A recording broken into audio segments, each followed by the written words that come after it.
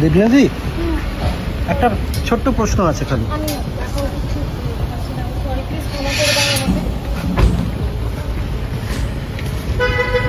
আমার তোমাকে ভালো লাগে, আমি তোমায় ভালোবাসি। অভিনেতা রাহুলের মৃত্যুর পর থেকে আজ 4 দিন চুলা জ্বলেনি প্রিয়াঙ্কার ঘরে। স্বামীর মৃত্যু শোকে পাথর প্রিয়াঙ্কা নাওয়া খাওয়া ছেড়ে দিয়েছেন।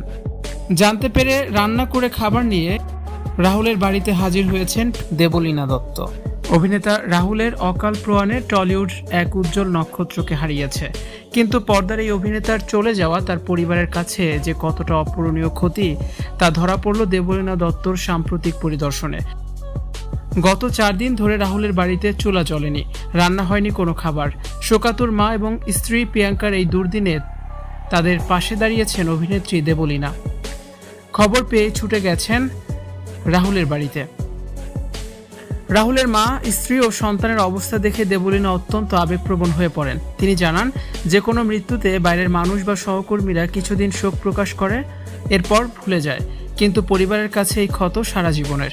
স্ত্রী, সন্তান এবং মায়ের উপর দিয়ে যে ঝড় বয়ে যায় তা তাদের সারা জীবন বয়ে বেড়াতে হয়।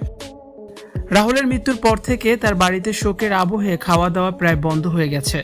শোকে পাথর হয়ে থাকা প্রিয়াঙ্কা এবং অসুস্থ মা 4 দিন ধরে অভুক্ত আছেন। এই খবর পাওয়া মাত্রই দেবলীনা আজ সকালে রান্না করা খাবার এবং কিছু প্রয়োজনীয় পোশাক নিয়ে রাহুলের বাড়িতে পৌঁছান।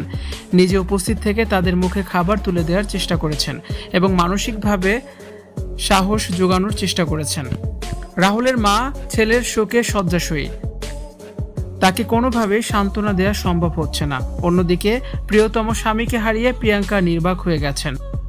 সাত সকালেই রান্না করা খাবার আর পোশাক নিয়ে রাহুলের বাড়িতে তিনি হাজির হয়েছেন। দেবলীনা বলেন, জীবনের কঠিন বাস্তব এই যে পৃথিবী নিজের নিয়মে চললেও এই পরিবারটিকে লড়াই করতে হবে প্রতিটা মুহূর্ত। সেই লড়াইয়ে পাশে থাকাই এখন বড় ধর্ম। ভিউয়ার্স, বিষয়টি নিয়ে আপনাদের কি মন্তব্য অবশ্যই জানিয়ে কমেন্টস করে দিন, আর ভিডিওটি শেয়ার করার অনুরোধ থাকলো।